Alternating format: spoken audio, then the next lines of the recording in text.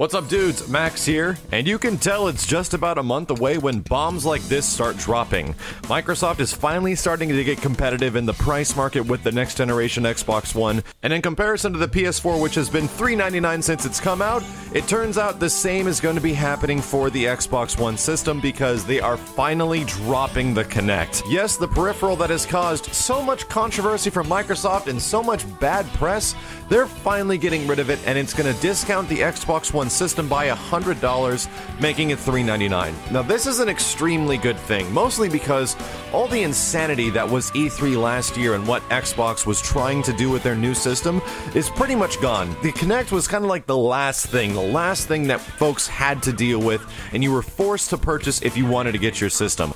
I mean, granted, we all understand that the Kinect is kind of designed for the interface of the Xbox One, and the Xbox One interface is a kind of a clunky mess without it, but to be honest, I don't find the use of the Kinect really worth it. My biggest problem with the Kinect is that sometimes the voice recognition is not 100%, and if I have a controller and I go left and I hit A to select what I want, it goes to it no matter what. If I do something with the Kinect where I say, Kinect, go to recordings or something like that, I have to wait and hope that it understood what I said. And then sometimes it doesn't, so that fact in itself was something for me to never really use it ever again.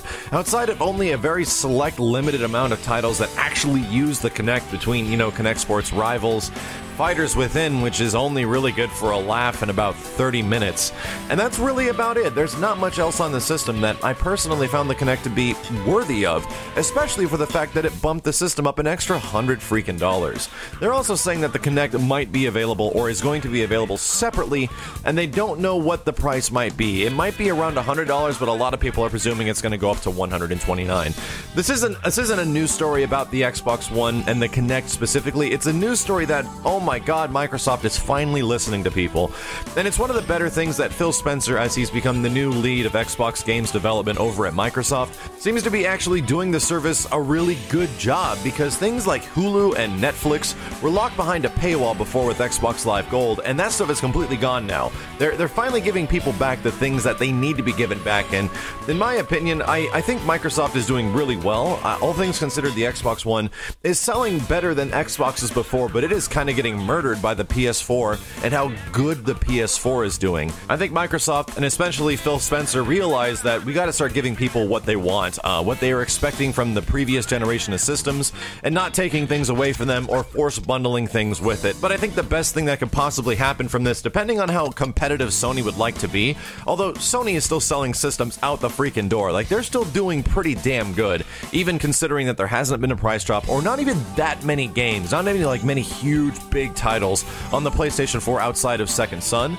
They're still doing very well, but if they wanted to be competitive with what Microsoft is doing right now, they could potentially bundle in like the PlayStation camera at E3 and keep the price the same, keep the PS4 at $399.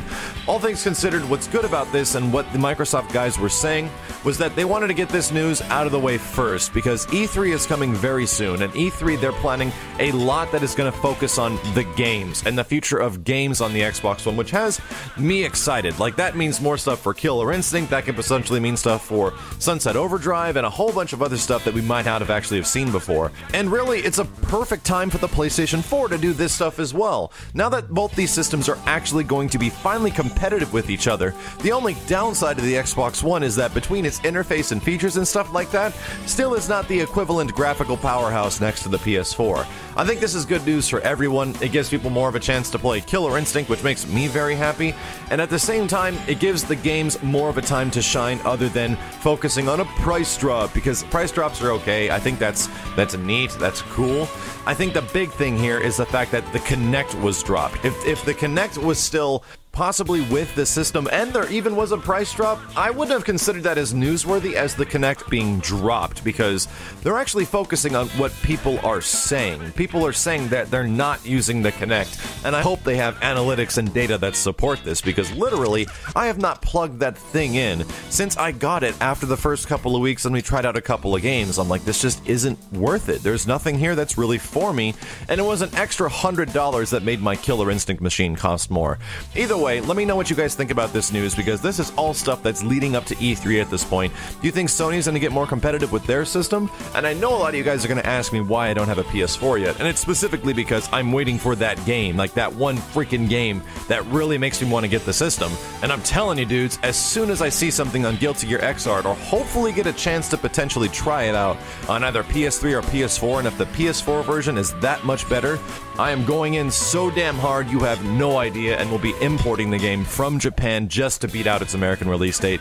But yeah, like I said, I appreciate your guys' feedback on the situation. This is good news for everyone that likes video games, because it's essentially saving us money and we don't have to deal with things that we might not want. All the options are always better. My name is Maximilian, and I'll see you guys next time.